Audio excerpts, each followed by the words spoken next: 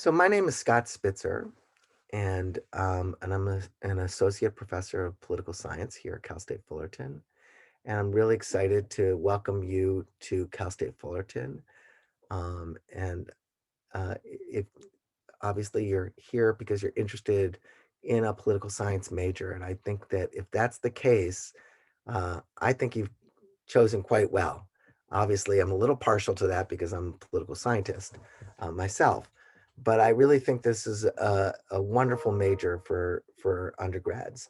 Whether you're interested in government or working in nonprofit agencies or doing work in international development or international politics, or if you just want to work in business but want to do work that oftentimes interfaces with government agencies, everything from real estate uh, to construction, to you know uh, uh, the information technology work the big that goes on in Silicon Valley. All of those industries, tourism, they all interface with government regulations and government laws, and there's all of those or businesses have government relations professionals working for them. And so if you're a political science major and you're thinking you're not quite sure what you want to do, you care about social justice issues, but you're not sure you want to work in government or a nonprofit, no worries. There's plenty of opportunities.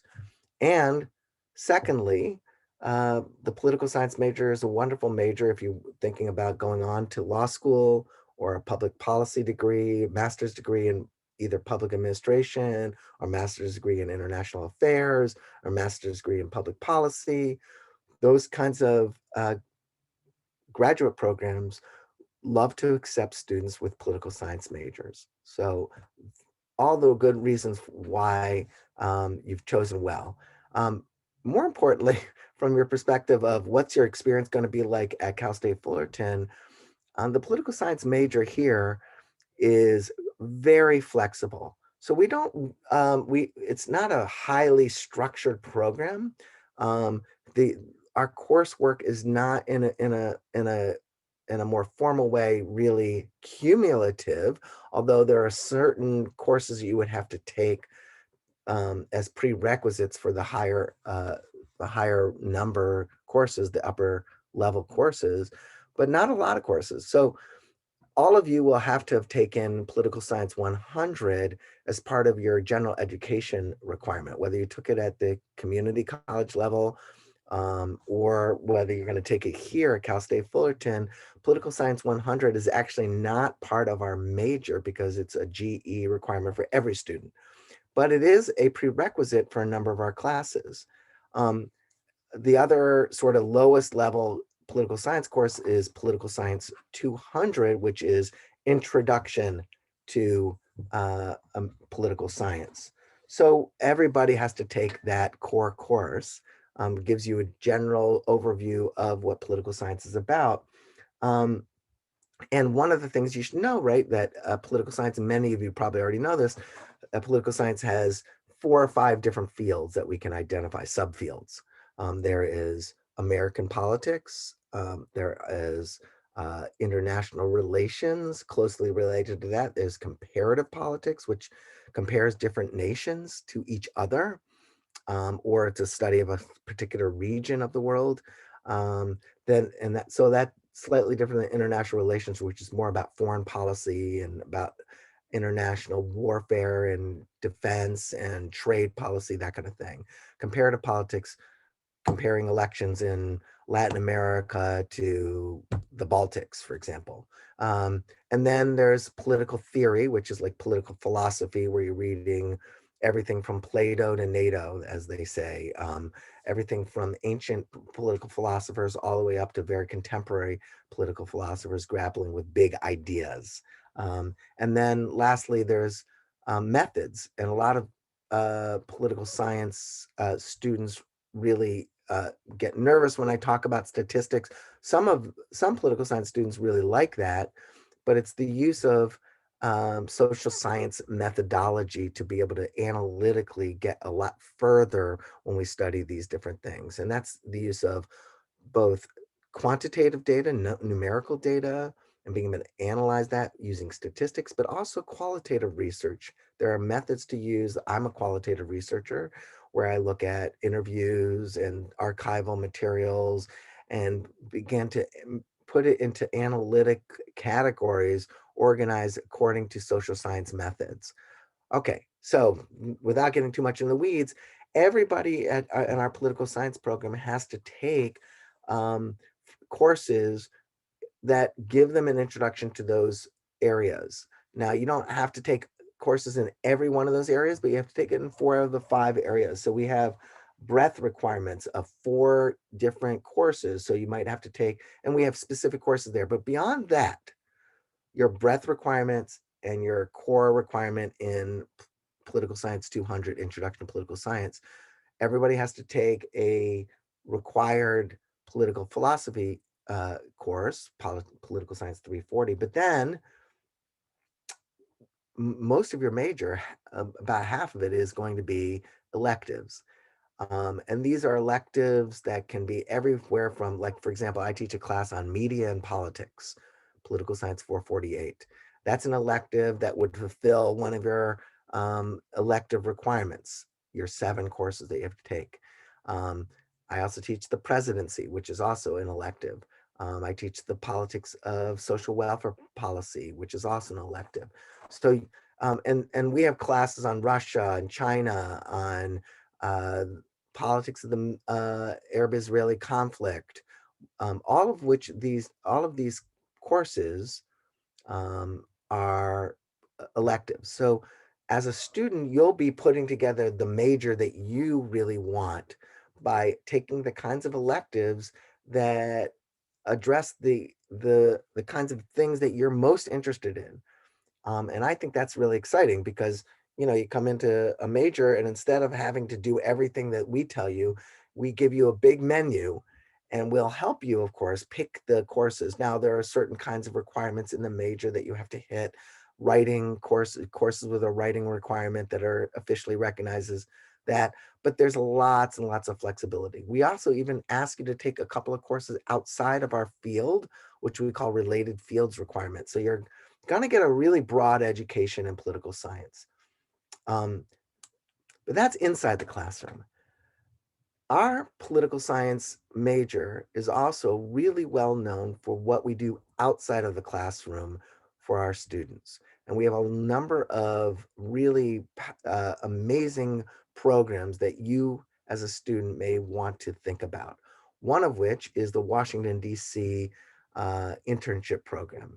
So that program, we typically expect people who want to do that Washington, D.C. internship program to either go for a full semester, maybe their second semester of their junior year or their first semester of their senior year, or in the summer between their junior and senior year.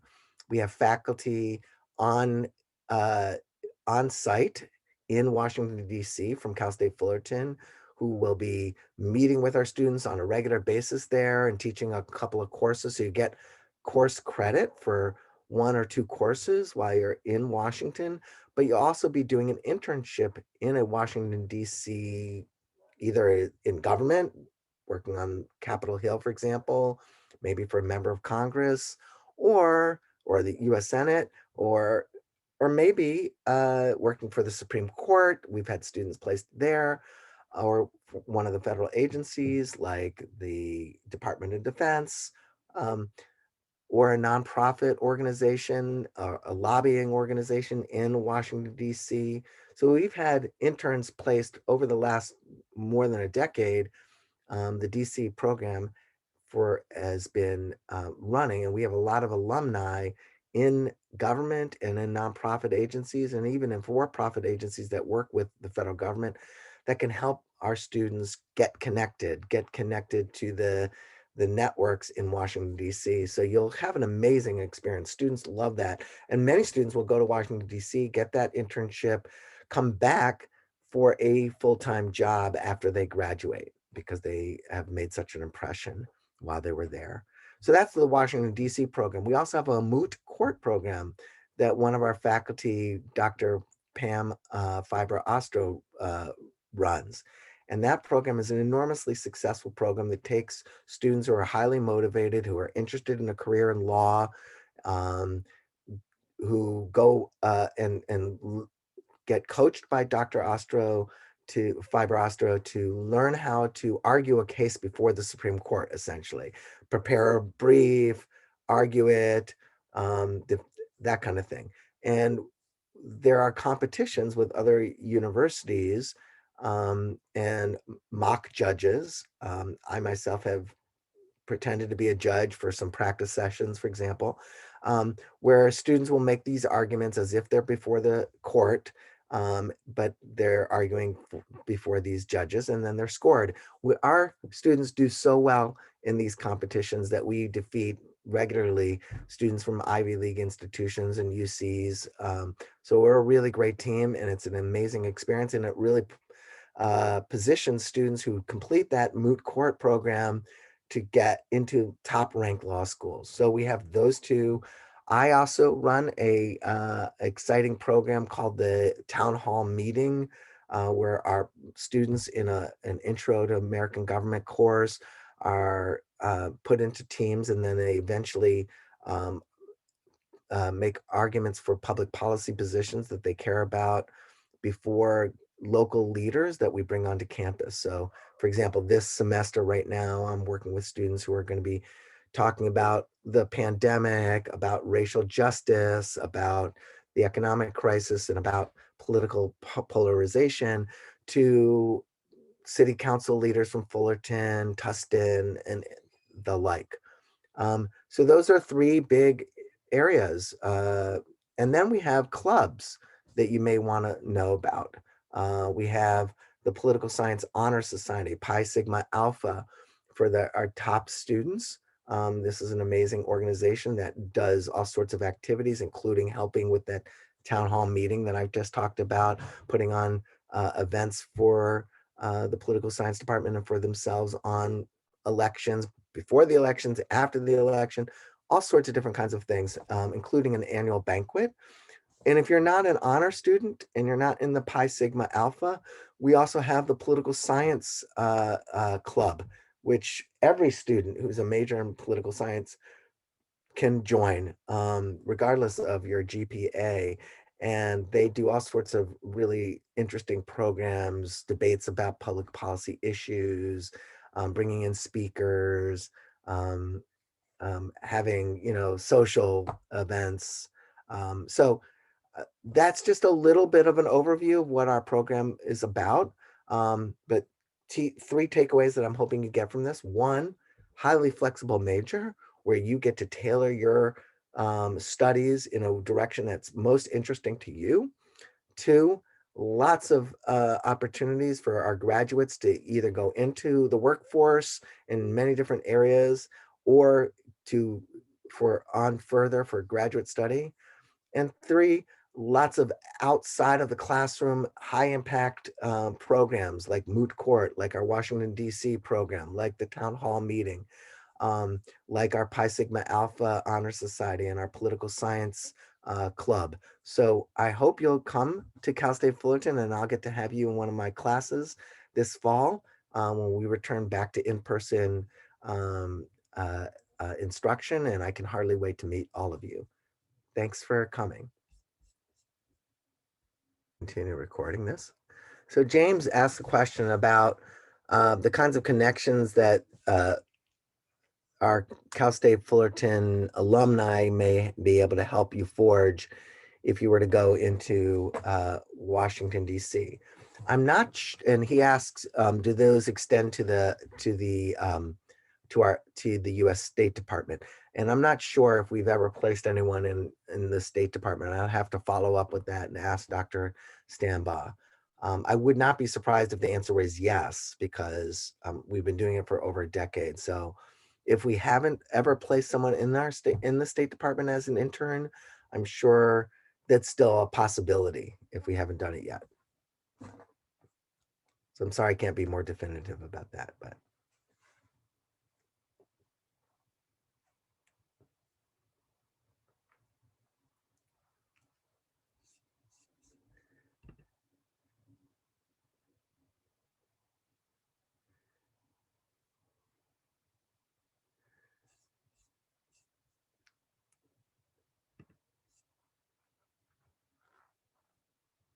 Oh, yeah, Desi, that's a great question. Desi asks if there are economics electives that you can take in political science as a political science major.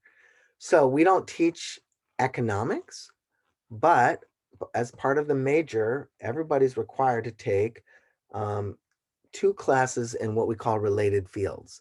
And there's a huge list of what those courses can be. And of course, some of them are going to be economics courses. So you will be able to take a couple of courses if you're really interested in economics.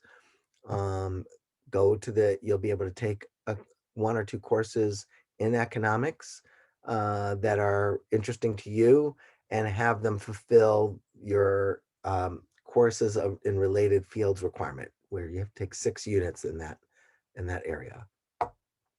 So yeah, there. And by the way, even if an economics, let's say you see an economics course that you really want to take, that's not on our official list of related fields courses, you can then go to your advisor and say, hey, I want to take this class. It's not on the list.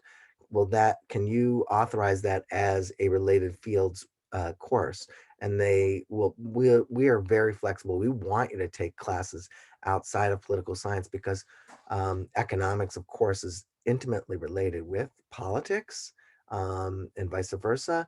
Um, so I would hope economics students have to take a couple of political science classes, but probably not. Uh, but we recognize the importance of economics or sociology or history, any of those areas, even courses in ethnic studies curriculum, African American studies, Chicano studies, women's studies. These are things that are on our related fields courses that are options for you to take to fulfill that requirement.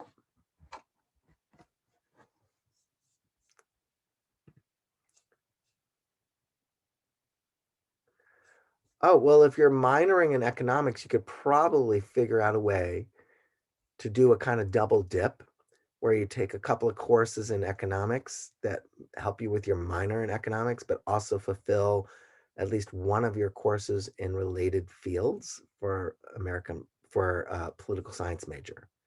So there's ways to organize a minor in a related field where uh, you can kill two birds with one stone, essentially.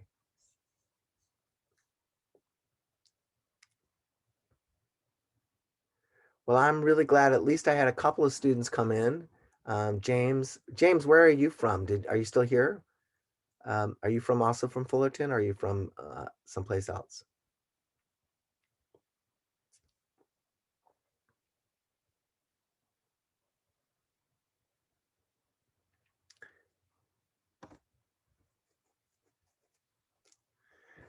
Nice. All right. And are you transferring in, or are you coming right out of college, right out of high school? So just down the five a little ways to Oceanside.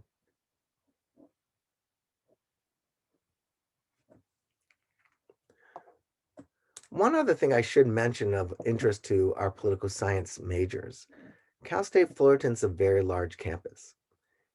We have 39,000 students, and we're incredibly diverse. We're a Hispanic serving institution. Um, Half of our students are the first people in their family who have ever gone to college. At the same time, we're one of the best CSUs academically. It's one of the hardest CSUs to get into. So we have this incredible uh, opportunity for people who are interested in political science and politics more generally to get involved on our campus in a number of different kinds of student organizations, including our ASI. If you want to do student government, let's say you want to have a career in government or politics, our ASI, our Associated Students Incorporated, is gigantic in dealing with a multi-million-dollar budget, and the students run it. So having a position, an elected position in student government is a great stepping stone to further political activity outside of the university. We also have, college Democrats, college Republicans, both of which are actively engaged. We have Black Student Union, we have Chicano students, we have uh, students from the Middle East, et cetera, et cetera. We have tons of different student organizations that you can get involved in. Every year we put on a social justice conference with lots of students involved in that. So tons of stuff to do beyond the political science department, where somebody who's interested in government and politics can find some like-minded students from other majors, sociology, history, even English. I was an English major. That's why I mentioned that when I was in college. So, so you got your associates in social sciences and you're transferring into Cal State Fullerton, which will put you, James, basically you'll be taking mostly electives. I mean, you'll have to hit our breadth requirements, but those are kind of fun to take, right? These are great courses. For example, in American government, you can take either to hit your American government breadth requirement, you can take a course in either political behavior and motivation, which is really about like why do people vote, how do people vote, it's patterns in political psychology, you know, how do people think about things like that. So that's a quantitatively based, survey research based course. Or you could take policymaking in America, which is, you know, political science 315, which is how does a issue get its way through um, from a good idea to becoming a new policy, and what are the different political challenges that are involved in getting a piece of legislation passed, for example, implementing it well. So that's just either one of those are required as a breadth requirement. So when I say breadth requirement, I don't want you to say, oh, those are the boring classes. No, those are really good classes. For example, in in international relations, you could take American foreign policy. So I would imagine, like, if I was an IR major, if I was interested in international relations, that to take a great course in American foreign policy with uh, Professor Shevchenko or Professor Traven, both of which of whom are very good scholars in their field, would be a really exciting thing.